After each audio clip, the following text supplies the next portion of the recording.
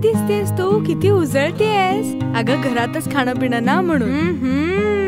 घरी आई बाबा ठीक आहेत ना तुझे? हो अगं मस्त. तुझे आई बाबा कसे आहेत? किती उशीर बाहेर थांबणार आहेस? चल बेडरूम मध्ये. तू काय मला बेडरूमला बोलवतेस? मी नाही येणार बेडरूमला.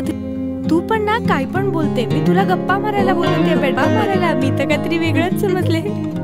बडबड करायला तर ठीकच आहे. ये चल बेडरूम मध्ये जाऊया. चल ये बसून बोलूया, भरपूर बोलूया.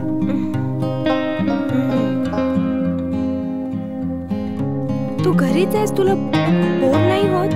हो ग, काय करणार. तुला माझी आई माहिती आहे ना.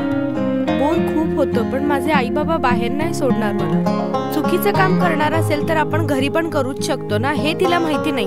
काय करू ग, माझी आई तरी आता रात्री येणार, तोपर्यंत मला एकटंच राहावं लागणार. मी एक सुचवू?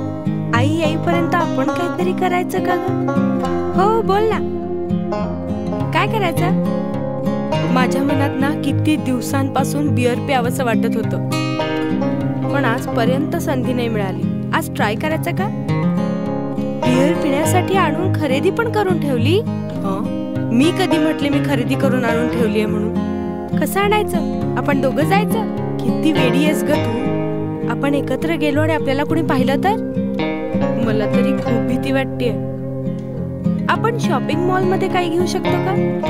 नाही, मला तरी ही आयडिया चांगली नाही वाटत. दुसरं काहीतरी विचार करूया. ठीक आहे, मग काय करायचं तूच सुचव. तुला आज कसं पण बिअर प्यायची आहे ना? हो. यासाठी आपण काय करूया? मला एक मस्त आयडिया सुचली आहे. आपला क्लासमेट आहे ना तो सुरेश, त्याला पाठवून आपण बिअर घेऊन येऊया. अगं पण त्याने कोणाला सांगितलं तर? अगं तो कोणाला नाही सांगणार, आपण बघून घेऊ, तू काळजी नको करूस. एक मिनिट, मी त्याला फोन करते आणि लोकेशन वरती यायला सांगते. आपण त्या लोकेशन वरती जाऊन सुरेशला सांगून ती बिअर आपण त्याच्याकडून घेऊन येऊया. Okay.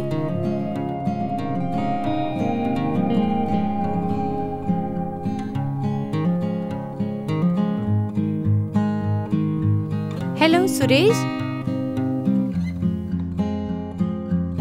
Okay okay okay, thank you मित्रा.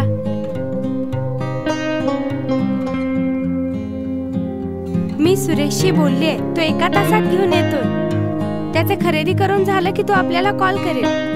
2च बिअर सांगितलेत, बास होतील ना?